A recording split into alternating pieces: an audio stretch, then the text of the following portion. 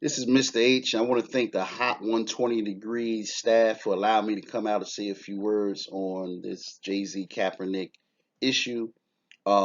This is interesting times. As many of you know by now, the NFL is entering into a partnership with Jay-Z, which will probably be big in the long run. He's going to come in and help them with their social injustice initiatives and also be in charge of uh, formulating their halftime show. Um, this comes on the heels of Kaepernick, who was kneeling at every football game to bring uh, to use that platform to bring light to the social injustices, to draw attention to the social injustices, particularly in reference to police killing blacks more than anybody else. And he was trying to bring spotlight to it from the NFL. And basically, he went up and disrupted, the NFL with this form of protest. Now, if we speed up based on that protest, we can say, per se, now the NFL has a desire to uh, help in shining light on social injustice issues. But in doing that, they have entered into a partnership with Jay-Z, and in this partnership, Jay-Z will be in charge of the halftime, directing or soliciting acts for the halftime show. Also, he would be heading up or a major part of their social injustice uh, initiatives. Now that Jay Z has entered into this conversation, entered into this partnership, people are calling him a sellout, and that's where I need to chime in and draw the line. Uh, First of all, let's just say for the record, um, you're $1 billion in the game. There's no need to sell out. Jay Z, the NFL can't make or break Jay Z. He will do well and has done well without the perks of the NFL. So first of all, anybody calling him a sellout, uh, either ignoring things or just can't see or just plain stupid. Um, the other thing that we don't understand is we don't understand protests. When there's a protest, there's always a sacrificial lamb and there's always a beneficiary.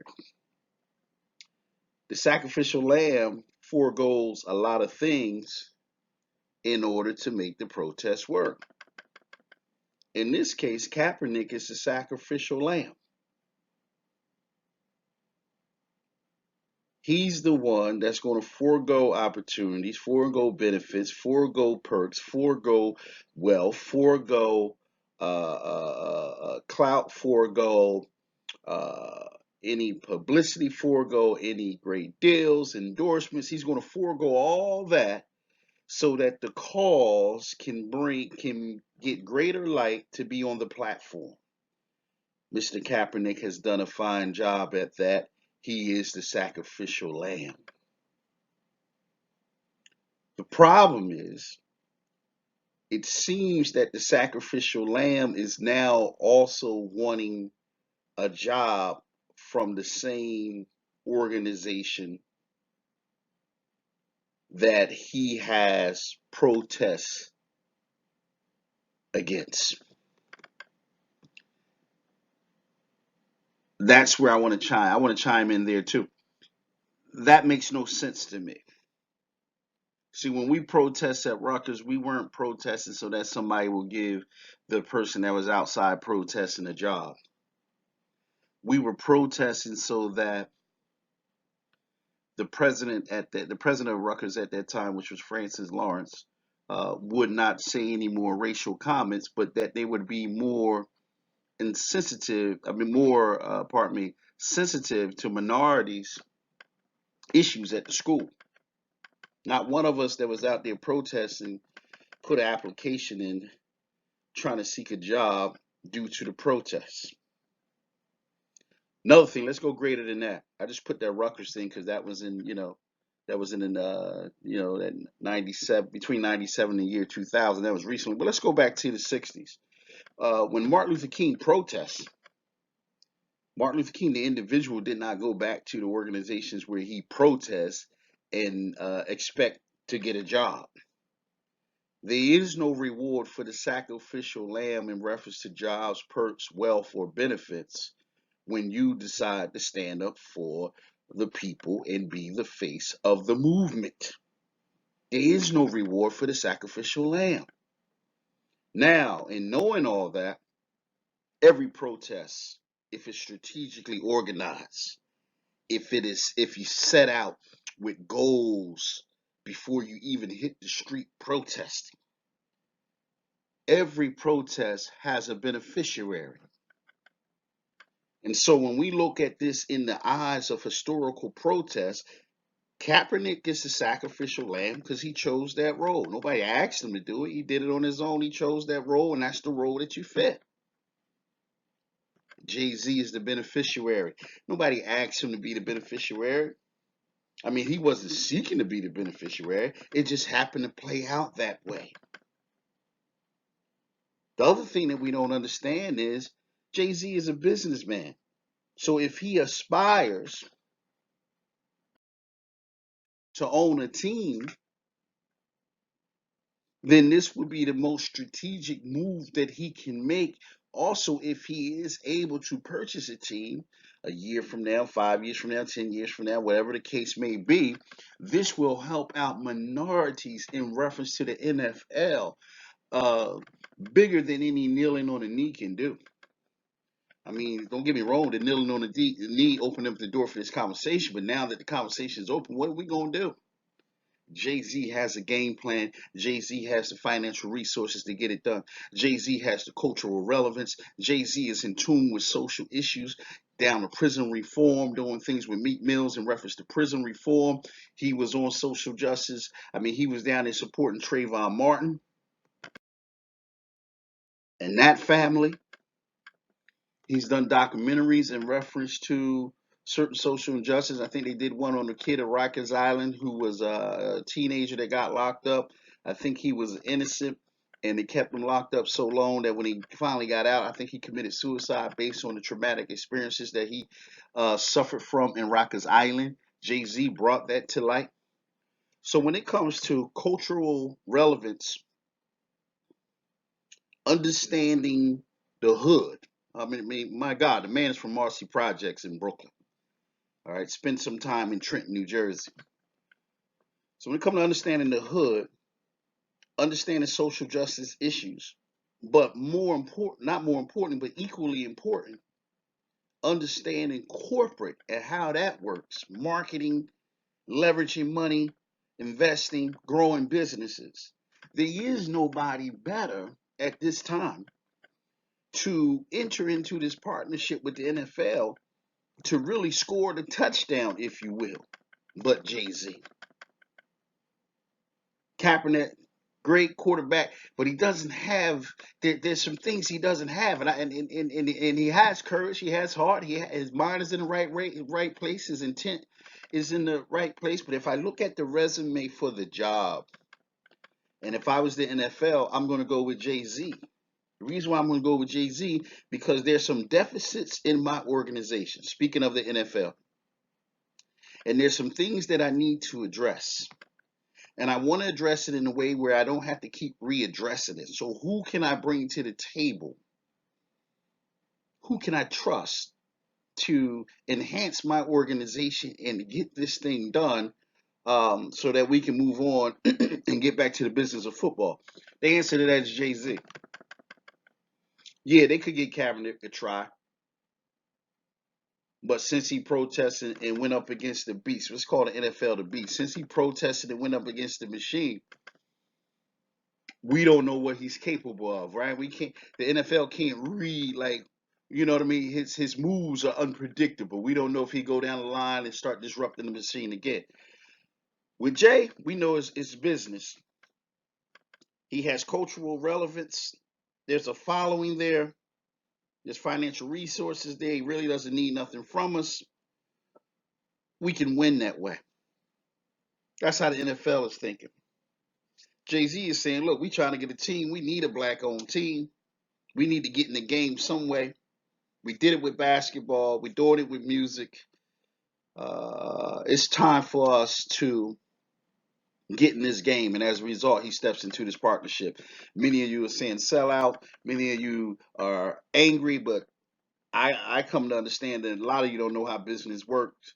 Business is war, and this is chess, and it's all about moving your chess pieces so that you can seize the board and win the game. Jay-Z is the best man for the job. Kaepernick is a good person. There's no need to compare Jay-Z versus Kaepernick, but um, I must say that Jay-Z can get the job done more than Kaepernick uh, at this time. So it's a good look for the people. It's a good look for the culture. Some of us, we have to be miserable and do the things that that we have to, the things that we do.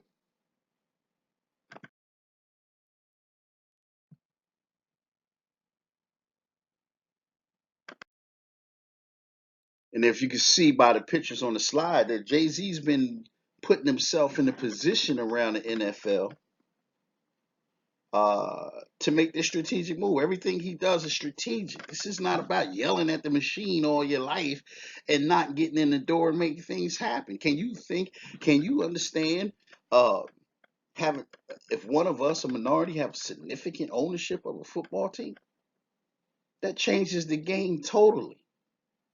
In point of fact, if Jay wanted to come back, if he decides to buy a team, he want to come back, he can hire Kaepernick if he wanted to. So this is not a Jay-Z versus Kaepernick thing. This is about Kaepernick being the sacrificial lamb and Jay-Z and the sacrificial lamb for the people. And Jay-Z's riding in as a beneficiary for the people. Perfect. Perfect. Perfect way to score the touchdown. But we can't see that. The media must keep us at odds with each other, so we're going to always put Kaepernick up against Jay-Z. That's not a fair comparison because on the business level, Jay-Z is a beast. Kaepernick is a good guy. He means no harm. And Jay-Z means no harm. He's just about business. As he said, I'm a businessman. And so, as I bring this to a close, I just think Jay-Z is the right person for the job right now.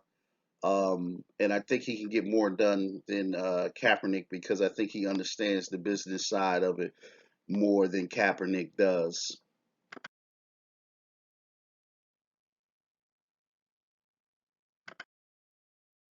And as you can see from as I said from the slide, you can see Jay's been making NFL moves uh, way before this was coming out. We're just catching up to Jay-Z. As far as I'm concerned, he's light years ahead of us, and I just wish him more prosperity, more success, and keep teaching us how to move, keep teaching the culture how to move in a room full of vultures. Listen to the lyrics in this song. He gave you the blueprint. As far as Kaepernick, you can't be the sacrificial lamb and the beneficiary. You got to choose one or the other. And plus, you got a settlement from the NFL, an undisclosed amount. You and Eric Reed, I believe, got some money, undisclosed amount. So you're not going to keep getting perks, and they have the right to hire you or not hire you. Um, and so you can't get mad because Jay's making a move with the actual items. Again, I thank the Hot 120 Degree staff for allowing me to say a few words on this interview. Peace.